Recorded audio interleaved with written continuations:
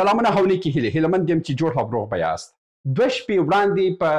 یعنې که داسې ووایم چې 48 ساعته وړاندې په ډیلي کې انفجار وسو. د 44 ساعتو وروسته پر هماغه وخت باندې بیا په اسلام آباد کې یو انفجار وسو چې دغه انفجارونه دواړه ورته والی لري. دغه دواړه انفجارونه د ځانه پیغامونه لري او په دغه انفجارو کې پاکستان خپل نور پلانونه لري چې بیا غواړي چې په سیمه کې دا پلانونه عملي کړي. نن په دغه ویډیو کې وایم چې د ډیلي او اسلام آباد انفجارونه او کوم حالت چې روان سوی دی دا سره تړلي موضوعات دي که نه دا سره جدا دي او هیڅ ربط یو بل سره نه لري. زه پر موضوع باندې خبرې کوم، تر اضافي خبرې تېرېږو. وړمه ورځ په ډیلي کې یو ستر انفجار وسو او هغه هم په کوم ځای کې؟ په داسې ځای کې چې سیاسي چارچاپېره حالات روان وه، چې یعنې دلته سیاسي د سفارتونه وه، سیاسي د ادارات وه او د هغه نه وروسته 40 ساعته وروسته په اسلام آباد کې یو ورته انفجار کېږي. هغه هم په ورته ځای ډول باندې چې یو سیاسي ځای کې په جی 11 کې یو انفجار سوی دی چې په جی 11 کې د جی 11 په دې خواته دلته د کورنۍ چارو وزارت دی او د جی 11 په یو څه دې خواته دلته د پاکستان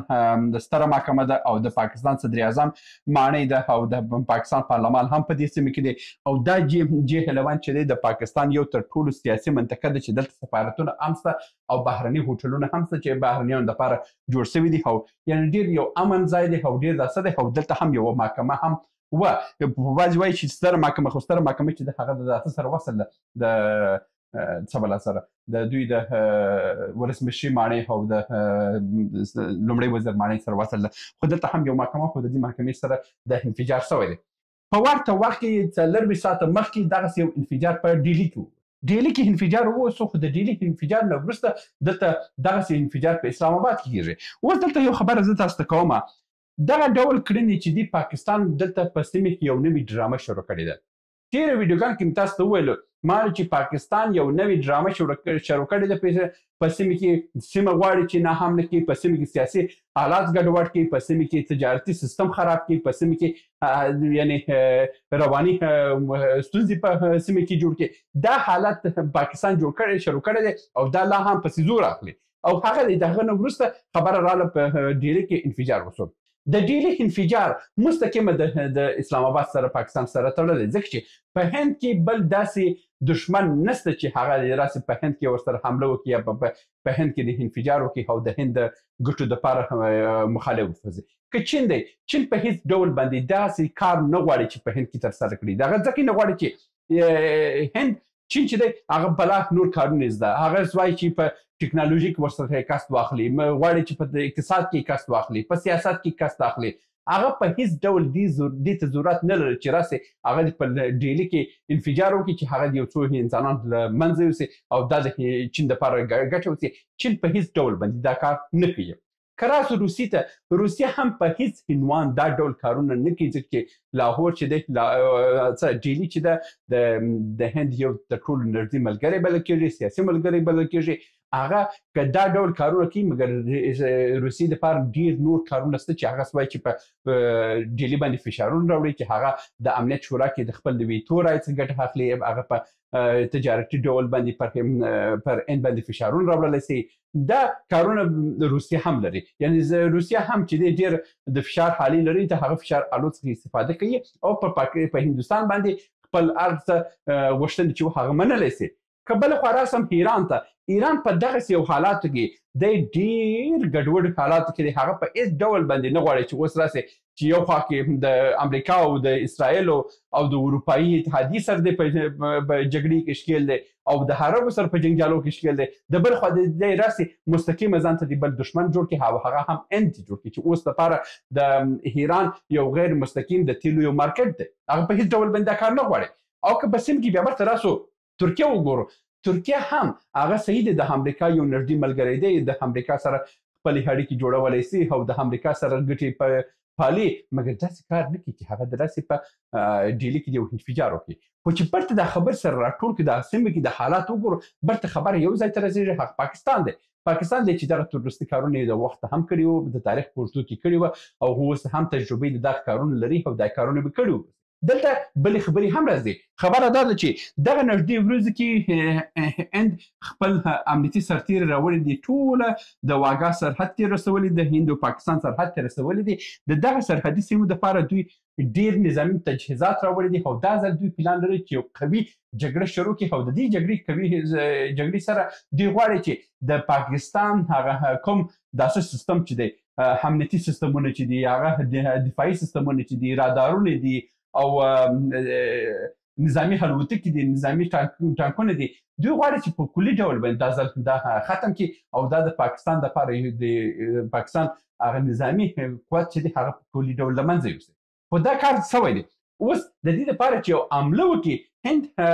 یو بهانې ته ضرورت درلود. نو اوس امکان لري چې دغه ډول کړنې چې د خپله ډیلي هم دا کار یې کړی وسي تر څو دپاره یو بهانه جوړ سي چې پر هند باندې پر پاکستان باندې حمله وکړي او خپل د کلونو دردونه چې دي خپل زړه چې درد کوي هغه زړه چې ډک دی هغه پر پاکستان باندې خالي کړي. دا ډول امکانات هم شته چې په ډیلي کې د انفجار سره ورته خبره ووځي. او که راسو بیا بیرته په داسې کې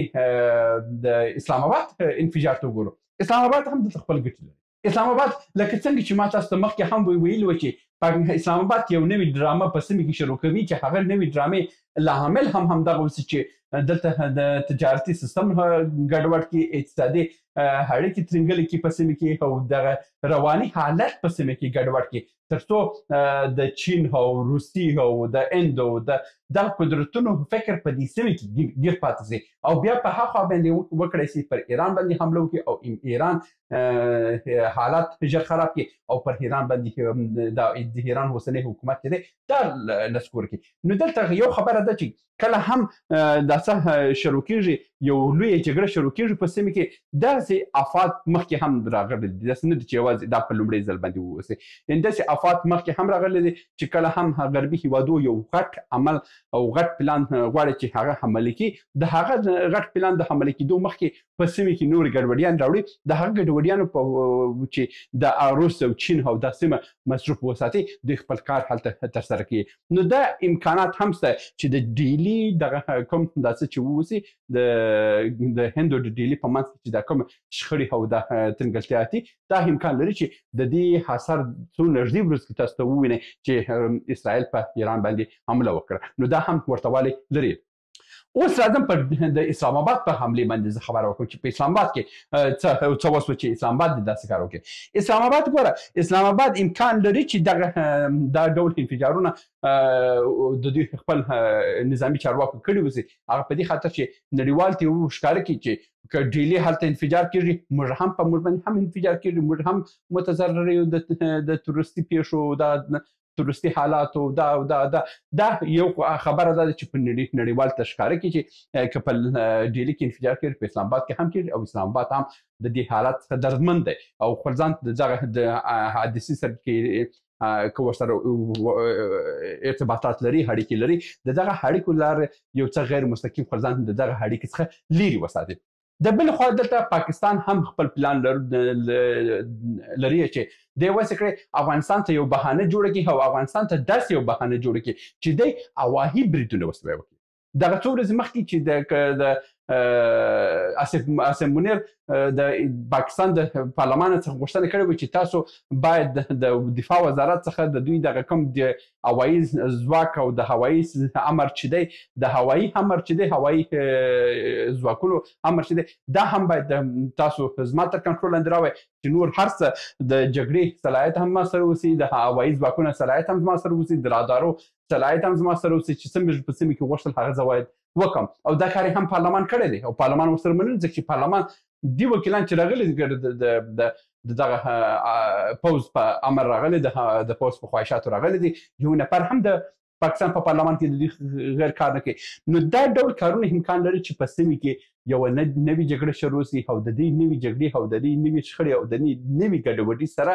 امریکا او اسرائیل په ایران باندې حمله وکړي او د ایران حکومت له منځه یوسي. نو دغه ټوله ګډوډیانې که هغه افغانستان د پاکستان سره د پاکستان او د هند سره دي، نو د دې اصلي لامل برته پاکستان کېدلی سي ځکه چې د غربي هیوادو یوازینی لاسپوڅی او یوازینی کرایه کښه پوز چې د پاکستان کېدلی سي او دا حالات چې ګډوډېږي د دغه حالات د ګډوډۍ راتلونکي داسې راته ښکاري چې هغه د اسرائیل حمله به پر ایران باندې ووسي. نو دا و د نن ورځې ویډیو هیلمند یم چې حالات ژر کابو سي او د دغه بدبختي څخه دا سیمه خلاص سي. تر بیا هم په الله سپارم. ښې چارې. سلامونه. موږ ډېر موضوعات جوړ کړي دي. که سیاسي موضوعات غواړئ ووینئ نو دلته کلیک کړئ، او که غواړئ اقتصادي موضوعات وګورئ نو دلته کلیک کړئ، او که غواړئ چې د تل لپاره راسره واوسئ نو دلته کلیک کړئ او چینل سبسکرایب کړئ. مننه.